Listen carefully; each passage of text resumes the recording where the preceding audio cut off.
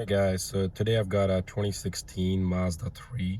I'm going to show you how to reset the maintenance light on after oil change or any other maintenance service. So on this vehicle, the maintenance light is this small wrench light that comes over here. Right now I got the car running, that's why the light's on. I'm going to show you how to reset it. So first thing, we're going to use this dial right over here, and the light's going to get reset right over here. So first thing we're gonna do, this is the home button. This is the toggle that goes left and right, and then down is enter. So first we're gonna press the home button. It's gonna take us to the home screen. Go left to applications, press enter, and then maintenance. You can see there's also a wrench sign on the right side. So press down for enter.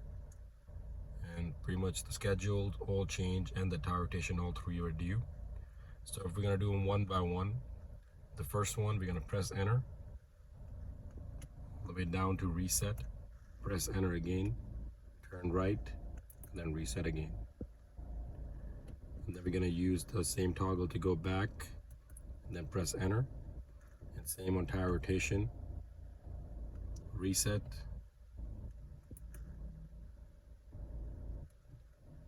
back, enter. The last one, oil change, same reset, enter, back, enter. So all three of them are reset.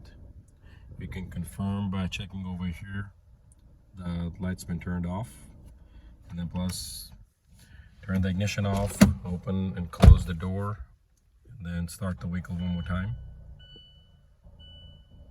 And the maintenance light did not come back on. So that took care of the maintenance light reset. Easy to do. Thank you for watching this video. Please support, like, and subscribe. Thank you.